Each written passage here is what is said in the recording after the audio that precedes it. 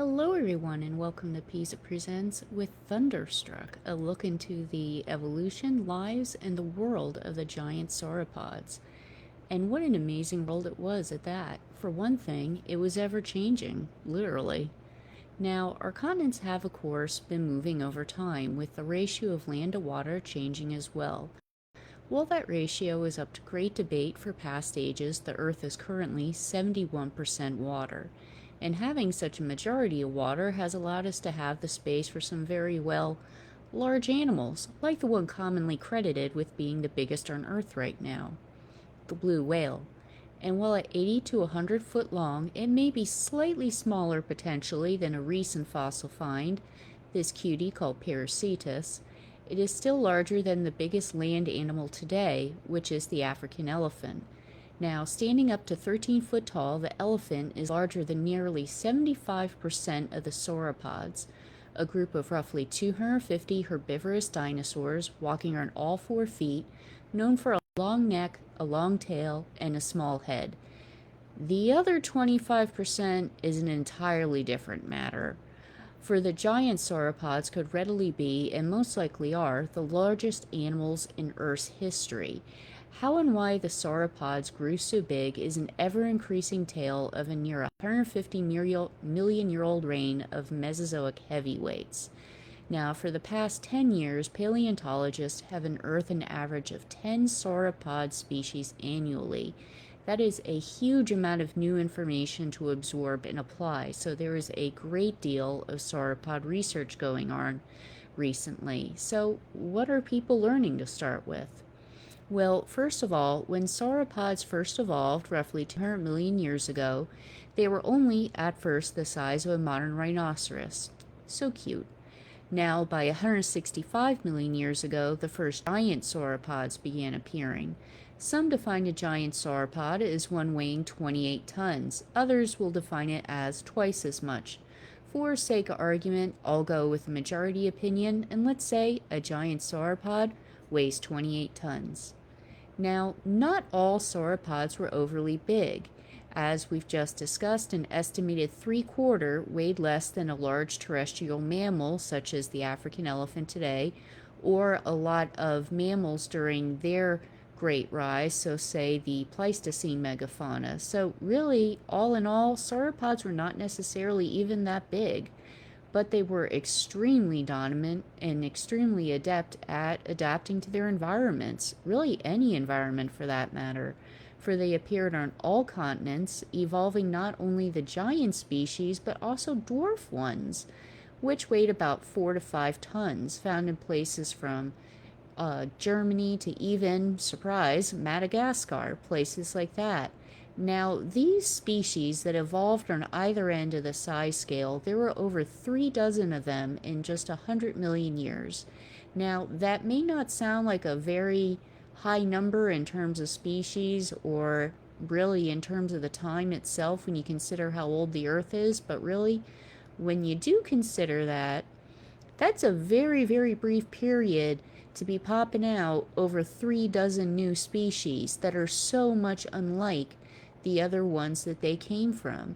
And that level of success points to the sauropods' extraordinary ability to adapt. Now, something that you'll see quoted a lot with not only giant sauropods, but a lot of things like, say, the Pleistocene megafauna and really speciation in general, is Cope's rule, which is, and yes, that's in Edward Drinker Cope, the Bone Wars guy, well, one of them. So it goes, quote, animal lineages evolve toward larger body size over time. So in other words, over time, species from the same lineage, same family, tend to get bigger. So now, this is quoted a lot when talking about the giant sauropods, but really, should its research be limited? I mean, why don't we ask an expert? What do you think?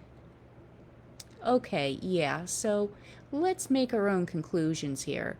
Why should you be wary of sources or other documents, say, that ask you to consider Cope's rule with the sauropods? Well, because as we've already covered, you had the dwarf ones next to the large ones. Species of actually different sizes were in the same ecosystems at the same exact time, on multiple parts of the earth at multiple times. And not only is that rule defeated with sauropods, but a lot of other animals, such as ground sloths as well. They didn't even really evolve bigger over time. You had species of divergent sizes around at the same time. So just watch how you analyze that one. Now, why did the sauropods get so big, or why could they get so big? So let's look at some traits that they possessed as a group that lent to their achieving an extraordinary size. First and most famously of all, the whole head and neck thing. Now, could a small head and a long neck allow for more efficient food uptake? It most certainly could, especially since recent research has showed that Mesozoic ecosystems are more tuned to food availability than to predation pressure. Now, what that means is, if you're a herbivore, they've been able to do studies of comparing the amount of plant fossils versus herbivore fossils versus, say, known theropods in the area. And for an herbivore, especially one that can get bigger, it is more concerning that you find food than you prevent yourself being food.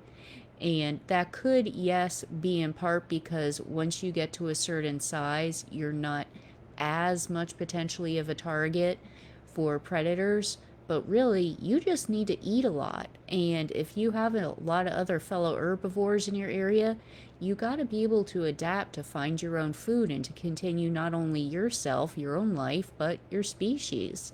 So say that you're that brachiosaurus right there, and you're trying to go eat from some of those trees. It's a lot easier when you have that relatively smaller head on a long neck to be reaching in those narrow nooks and crannies of the treetops. Now, speaking of heads, that all ties into their teeth. Sauropods had very diverse dentition species to species, and even within. Now, this could be from adaptations to regional plants or from their heavy migration patterns.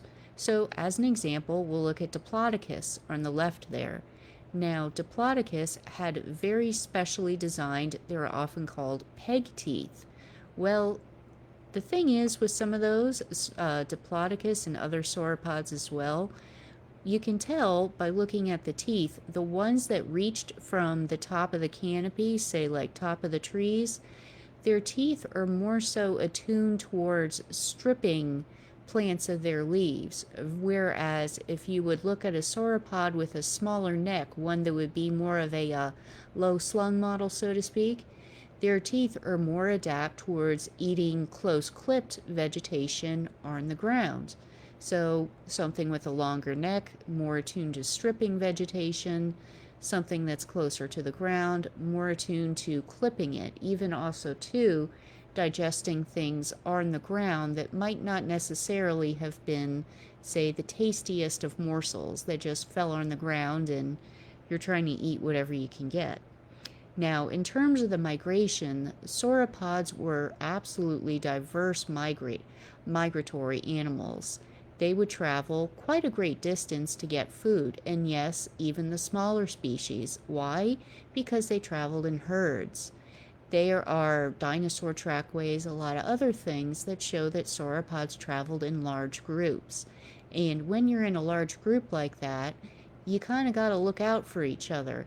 And so they're looking and always questing for more food sources. Now, well, speaking of quest, one of the things that you kind of got to talk about when you talk about sauropods is that whole mess in between Apatosaurus and Brontosaurus. So that is one of the things that sometimes people point out, kind of trying to not really make paleontology look bad, but if they're just, oh, well, pointing the finger saying that the science and everything is wrong. Well, that's not true. I mean, one of the great things about science is that it changes and adapts as new information is given. And the story of Apatosaurus and Brontosaurus is a great example of that. So, basically, you have two different sauropod species. They were named 2 years apart. Apatosaurus was named first. And then later on, various other species came along, like, say, Diplodocus, Camarasaurus, and right about in the early 1900s, people were kind of looking at the two of them and just gee, the one kind of looks an awful lot like the other. And then basically it boiled around to that. The idea became Brontosaurus was really Apatosaurus because Apatosaurus had been named first. The species subsequently, for a while, all were named Apatosaurus and the name Brontosaurus was dropped. That is until 2015 when Brontosaurus was rightfully returned back to its form as its own separate species because they had been able to do enough determining things like, say, the vertebra and other hip bones, and were able to figure out that they were in fact separate species and not just the same exact thing, different sizes. Now, that is something that you can find a lot in sauropods. They have great diversity in body shape and relative mass. So, yes, you can have two species like Brontosaurus and Apatosaurus that kind of sort of do look alike at first, which really isn't that out of the question. I mean, if you think about it, if you have a large enough group of dinosaurs, like say 250 or so plus sauropods there are two that are bound to kind of look alike. Now, their eggs ranged from the size of a cantaloupe to a basketball. Now, sauropods probably grew throughout the year with an estimated 4 growth stages. So you're looking at infancy, childhood, early adulthood, and then adulthood, with them attaining full reproductive maturity at about 20 years. Now, something with animals like that, and also too, especially with migratory animals, it's found that they grow constantly. Growing constantly is something that also permits excessive size. Basically, if you're always eating, if you're migrating, then you get a much more steady food source than an animal that does not migrate, potentially. I mean, if there were to be a drought or something were to impact the localized food source, a non migratory animal would be in a lot more trouble than a migratory animal. And so, if you're growing constantly and eating a lot, well, your metabolism just allows you to get bigger. Now, another thing about sauropods, which goes into their size, is that they had bird-like lungs and specialized breathing structures. That, combined with skeletons having both traditional avian, that is bird-like, and reptilian features, their bodies were naturally light for their size. A big stereotype of sauropods still to this day, which drives me absolutely bonkers, is that they were big, heavy, lumbering animals. While they probably weren't the fastest things on Earth, they were by far and away not slow, and they were actually surprisingly light for their size. Between the air-loaded skeleton, how their lungs were constructed, and a lot of other things, their bodies were really just a masterwork in paleontological engineering. When you look at how just the structure and the function, how their organs were specifically adapted to permit larger sizes. Not only were they adapted to permit larger size, but they were extremely efficient. Not only efficient on oxygen, but other resources as well. And so, yes, folks, time to clutch thine pearls, throw the torches. We are here to talk about cold versus warm-blooded animals. Last time I did this, it did not end well, so don't come after me in the comments in YouTube because I really don't want to hear it. All right now, so cold-blooded versus warm-blooded animals. There are obviously a couple of key differences here. The body temp varies or does not vary with the environment. Environmental changes affect or do not affect their metabolism. Now, a couple of key things about cold and warm-blooded animals. Well, you think about kind of some really good examples of them, and, well, here you go. And so here you have the iguana on the left, and on the right you have a bird. But, I mean, that can't have any relationship to, oh yeah, the whole birds dinosaurs thing. Well, while yes, birds did evolve from theropod dinosaurs, which is a different branch than the sauropods, birds are accepted now by science to be modern-day dinosaurs. So if birds are warm-blooded, then extrapolating back, we're pretty darn sure the dinosaurs are warm-blooded. Now here is our friend the African elephant again. I was reading a journal article this week that was only 6 years old where the person, not to knock them, but they were discussing that it was absolutely impossible for sauropods to be warm blooded because, in the case of giant sauropods, they would be too big. And this person cited a bunch of studies saying that the African elephant is the largest animal that it's basically its body size and its metabolism works so perfectly that if it was any bigger, it would overheat too naturally. And so the person was saying, well, I believe they used a brachiosaurus as an example, and a brachiosaurus is so much bigger than an African elephant. So therefore, they could not have been warm-blooded, they had to have been cold-blooded. But in all due respect, a brachiosaurus is not the same bloody thing as an elephant. I swear to God, they're completely different species. I don't know how you came up with that. It's not even apples and oranges comparison. I mean, they're not even fruit. So I'm not sure really how you can wind up doing that. Now, so were dinosaurs warm-blooded? They probably were. While sauropods, yes, were naturally efficient, the whole entire light lungs, lighter skeletons, everything else, being warm-blooded also lent to and suited animals of a larger size. It was still able to some of the advantages for having a larger size. It was able to pump blood easier to the brain and to other extremities. It was able to control the metabolism better and also control heat distribution and a couple other things as well. Most likely, dinosaurs were warm-blooded because not only did it suit their metabolism and their lifestyle, but also, too, because birds were warm-blooded.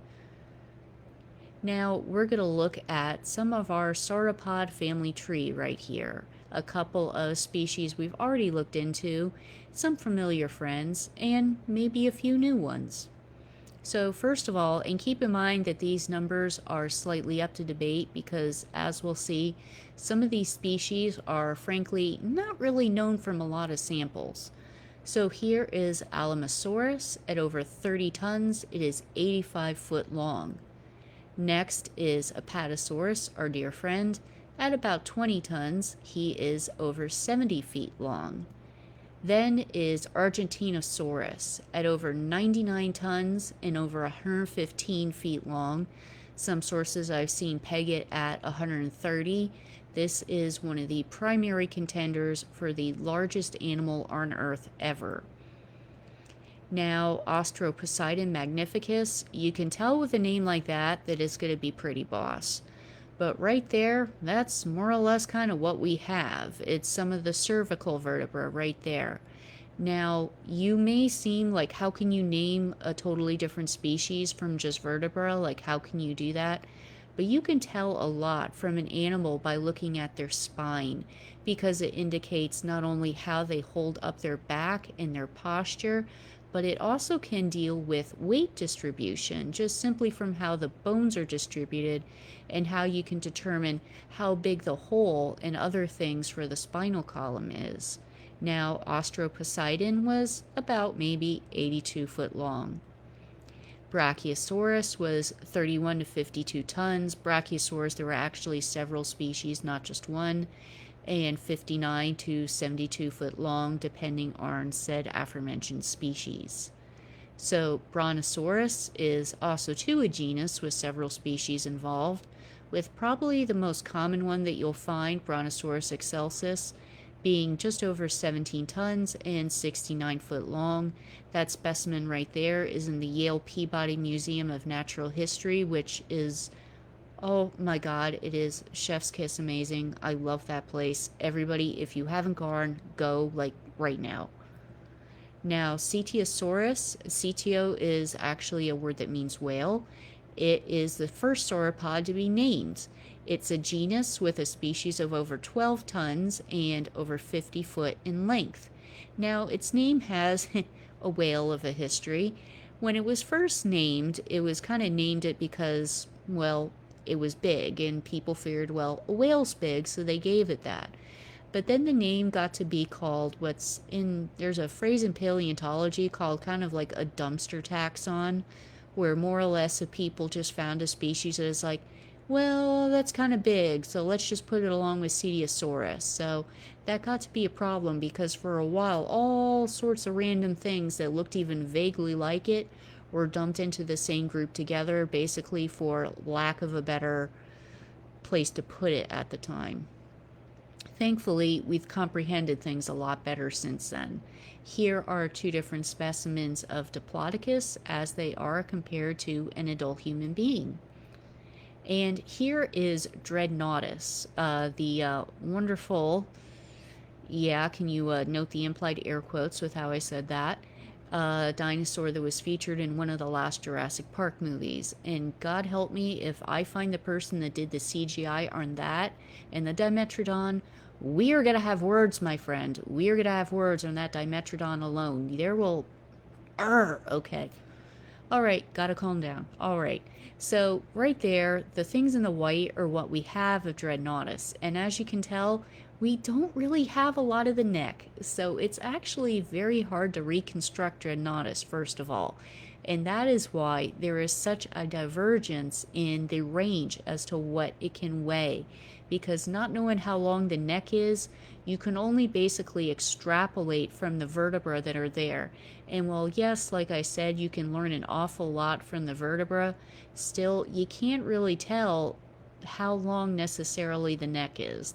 We need a few bits more before we can tell exactly how long Dreadnoughtus is and how much it weighs. Now, this specimen right here is the most complete giant sauropod skeleton to date and is 98 foot long and is something that I desperately want to see at the Royal Ontario Museum in Canada. It's one of my bucket list places. Now, Paralotidon stromeri, yeah, that's all we have. Like pretty much those three bones right there. It's not to sound dismissive, but that's literally all that we have. So dimensions are very, very highly variable. I've seen some people say that this was the biggest dinosaur ever, but again, no disrespect. No, no, absolutely not. So, Patagotidon, I can't talk today, sorry. Patagotidon majorum at 55 plus tons, possibly over 100 foot long, is another one of the specimens that's sometimes touted as the largest ever. My primary candidate is still Argentinosaurus, but that's just me. Now, Saltosaurus, any cute, at under 3 tons and 28 foot long, is not by any means really too big of a giant sauropod, but it's getting close. Supersaurus, I just absolutely love that picture because it's so stoic and just looking off into space. It looks like it's going to do a Christopher Reeve and, pull its shirt off and there's going to be a Superman thing on beneath. At 38 to 44 tons and 108 to 115 feet long, it is by no means a small sauropod. And that right there, folks, is a look into the lives of the giant sauropods and a little bit into how they possibly came about. So thank you very much. Please, if you're nearby any of the museums that we mentioned, by all means, visit them. You definitely will not regret going to the Yale. It is absolutely wonderful. So thank you very much, folks, and enjoy your day now. Bye.